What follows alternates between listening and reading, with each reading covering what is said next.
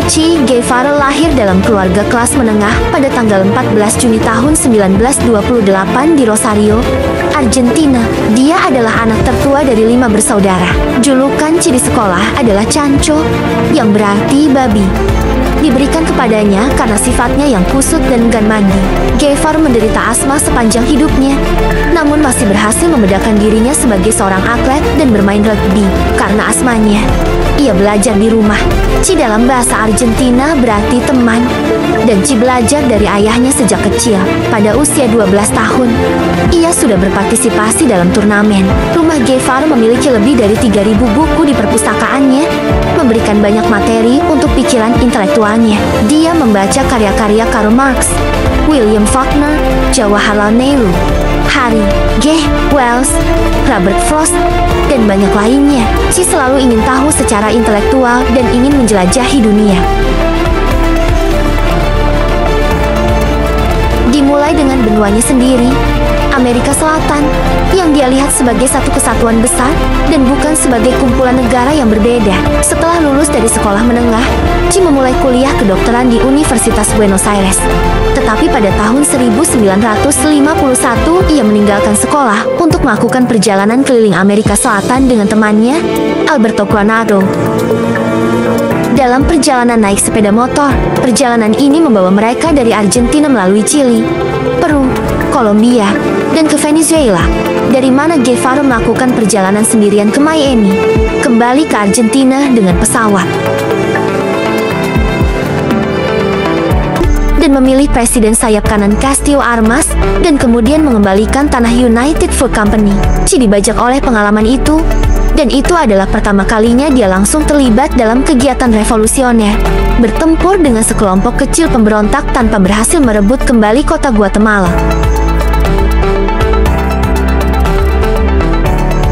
Pemberontakan rezim Arbenz pada tahun 1954 dalam sebuah kudeta yang didukung oleh CIA Amerika Serikat meyakinkan Che bahwa Amerika Serikat akan selalu menentang pemerintah sayap kiri yang progresif.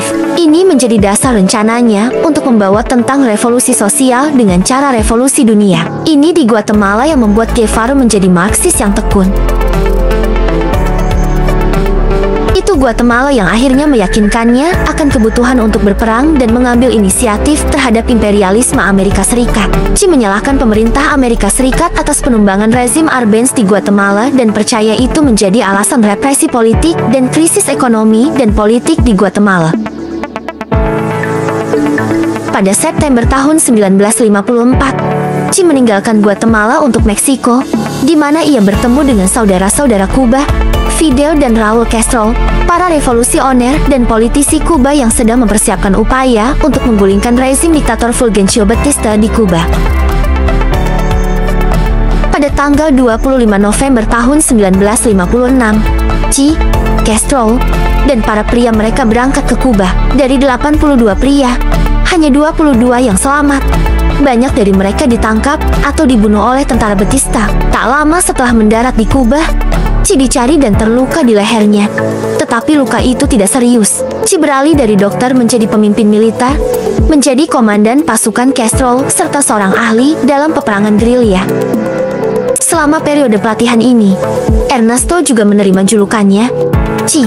Selama beberapa tahun berikutnya, ia akan menjadi penasihat utama bagi Castro dan memimpin pasukan gerilya mereka yang semakin berkembang dalam serangan terhadap rezim Batista yang hancur. Pekerjaan revolusioner berkisar dari membangun sistem sosial yang hancur di negara itu, membangun klinik-klinik di seluruh negeri, menyebarkan melek huruf dan kesadaran, dan melawan kekuatan pemerintah Batista di Kuba. Para pemberontak perlahan-lahan mendapatkan kekuatan, merebut senjata dari pasukan Batista, dan memenangkan dukungan dan perekrutan baru. Selama revolusi ini, Che juga mendapatkan reputasi sebagai seorang eksekutor yang dingin. Revolusi dalam skala besar seringkali membutuhkan membunuh pria yang merupakan desersi, informan, atau mata-mata, serta musuh atau pasukan dari diktator Kuba. Pada Januari tahun 1959, Che, bersama dengan saudara Castro, diakui sebagai salah satu dari 3 pemimpin terkuat revolusi Kuba. Che menjadi warga negara Kuba, bercerai dengan Hilda Gadea, dan menikahi seorang wanita Kuba yang cantik, Aleida Mark, dan memulai keluarga baru. Dia memiliki 4 anak dari pernikahannya dengan Aleida, Elida, Camilo, Celia, dan Ernesto. Pada Januari tahun 1959, Castro mengambil alih kendali Kuba dan menempatkan Che di depan penjara La Habana, di mana diperkirakan ratusan orang dieksekusi atas perintah ekstrayudisial Che. Sebagian besar tahanan adalah bagian dari pemerintahan Batista yang baru saja digulingkan, personel militer, jurnalis, polisi, dan lain-lain. Setelah revolusi Castro, Che diberi posisi penting yang terkait dengan keuangan dan ekonomi, dan diangkat menjadi Presiden Bank Nasional pada tahun ke-1959. Ini memberikan Che kekuatan yang tak tertandingi untuk mengarahkan ekonomi negara itu, yang ia gunakan untuk mencoba mengurangi ketergantungan Kuba pada ekspor gula dan perdagangan dengan Amerika Serikat. Pada periode 1961 hingga 1965, Che menjadi Menteri Industri. Ketika Che mengambil alih pendidikan dan pelatihan guru, tenaga kerja dialihkan ke arah pembangunan sekolah baru. Dalam waktu yang sangat singkat, tingkat melek huruf negara itu meningkat dari 60 menjadi 96%. Sebelum 1959, Kuba memiliki tingkat melek huruf sekitar 60%. Ketika Che mengambil alih, ia mengirim pekerja untuk membangun sekolah dan melatih guru, pada akhirnya meningkatkan tingkat melek huruf menjadi 96%. Ketika AS menempatkan rudal nuklir di Turki dan Uni Soviet di Kuba, krisis dunia dimulai. Dinding diancam dengan senjata nuklir dua kekuatan besar pada Oktober tahun 1962. Pada awal tahun 1960-an, Che juga bertindak sebagai duta besar untuk Kuba, melakukan perjalanan ke seluruh dunia untuk membangun hubungan dengan negara lain, terutama Uni Soviet.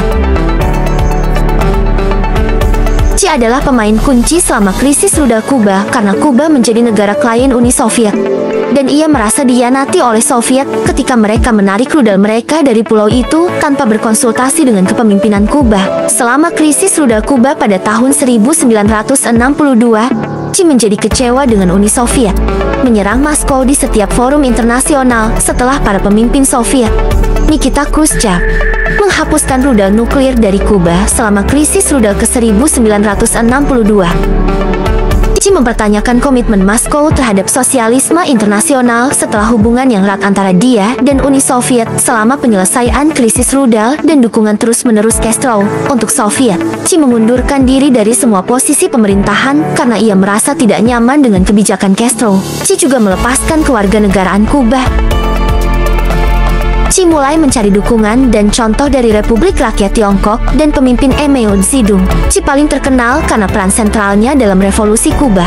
Tetapi ia juga berjuang untuk mengekspor model tersebut ke negara-negara lain setelah revolusi Kuba. Che terus berjuang untuk revolusi di Bolivia dan Kongo, yang melibatkan terlibat langsung dalam revolusi bersenjata.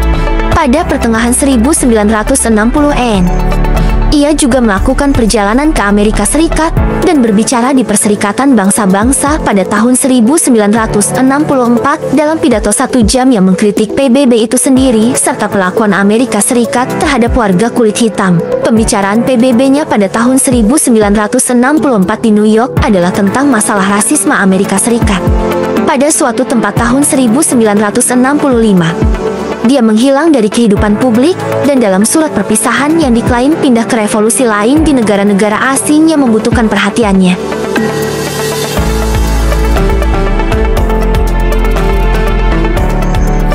Setelah kembali sebentar ke Kuba pada tahun 1966, Che berangkat ke Bolivia dengan pasukan kecil pemberontak untuk memicu revolusi di sana. Che, yang baru berusia 39 tahun, ditangkap oleh tentara Bolivia yang dibantu oleh CIA pada tahun 1967 ketika mencoba memulai revolusi di Bolivia, dan dieksekusi keesokan harinya atas perintah presiden negara itu. Setelah eksekusinya, tangannya dioperasi untuk diambil sidik jari dan dikirim untuk identifikasi. Baru 28 tahun kemudian, seorang jenderal Bolivia, Mario Vargas, memberitahu biografer John Lee Anderson bahwa jenazah Che dikubur dekat landasan udara di Valley Grande, memicu upacara pemakamannya yang besar. Sebuah mayat ditemukan kembali pada Juli tahun 1997 yang ahli identifikasi itu cocok dengan deskripsi Ci sebagian karena kurangnya tangan dan pipa tembakau yang ditemukan di saku jaketnya. Ci dikubur kembali di Santa Clara, Kuba, di dasar patung raksasa yang menggambarkan wajahnya. Sejak revolusi dan sosialisme,